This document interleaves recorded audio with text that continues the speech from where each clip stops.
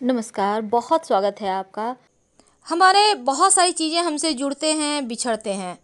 अब आज हम सजीव और निर्जीव दोनों ही तरह की चीज़ें होती हैं जिनके बारे में आपको बतलाने वाले हैं। देखिए बहुत बार क्या होता है, आप कुर्सी टेबल भी खरीद कर लाते हैं तो अच्छे समय में लाते हैं ना, क्योंकि अच्छे समय में लाया हुआ चीज़ अच्छा ही फल देता है, क्योंकि हर एक वस्तु का पैरा होता है, चाहे वो सजीव हो या निर्जीव हो।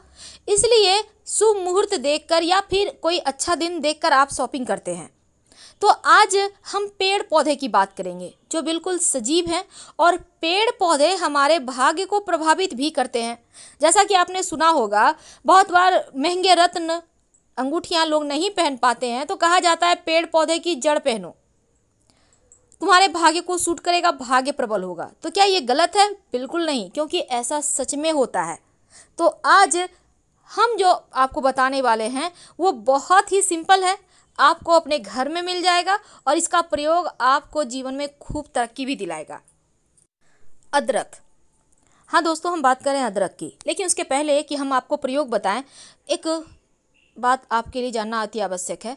देखिए, टोटका है ना, तो टोटका का मतलब होता है टोक नहीं लगना। यानी जब भी आप ये प्रक्रिया करें, क्रिया करें, तब आप चुप रहें, किसी से बातचीत उस समय नहीं करें और चुपके से करें, क्योंकि टोटका में अगर टोक लग गया तो वो काम पूरा नहीं होगा। आपने घर के में भी बड़े बुजुर्गों से कहते हैं, वो सुना होगा, टोको मत, कोई काम कर रहे हैं तो टोको मत।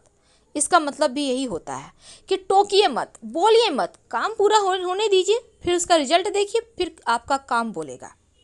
तो अदरक की बात कर रहे हैं। अदरक आपके घर में है?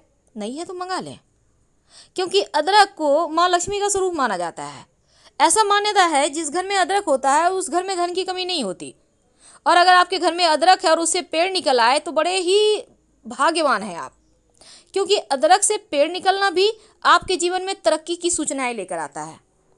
तो एक छोटा सा प्रयोग बताएंगे। अदरक को आप, वैसे तो ये प्रयोग आप किसी भी दिन कर सकते हैं, पर शनिवार का दिन चुन लें, मंगलवार का दिन चुन लें तो ज़्यादा अच्छा है। अदरक ले लें।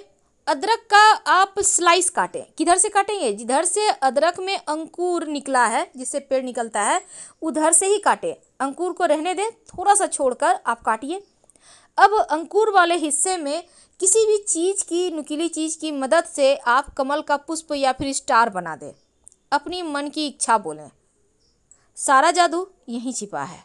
ये जो आपने अंकुर वाला हिस्सा काटा है ना, उसी में अदरक के स्लाइस लेनी है, जितनी मनोकामना उतनी स्लाइस। अदरक के टुकड़े में जो हमने कहा अंकुर वाला हिस्सा, यानी जो मुंह होता है जिससे कि पेड़ उगता है, वो वाला हिस्सा ऊपर रखिएगा और नियमित रूप से हल्का सा पानी डालिए, ज़्यादा मत डालिएगा नहीं तो गल जाएगा।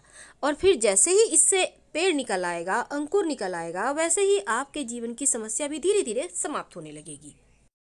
जो अदरक का पेड़ होता है वो माँ लक्ष्मी को आकर्षित करने वाला पेड़ है, जीवन में सिर्फ खुशियाँ ही लाता है।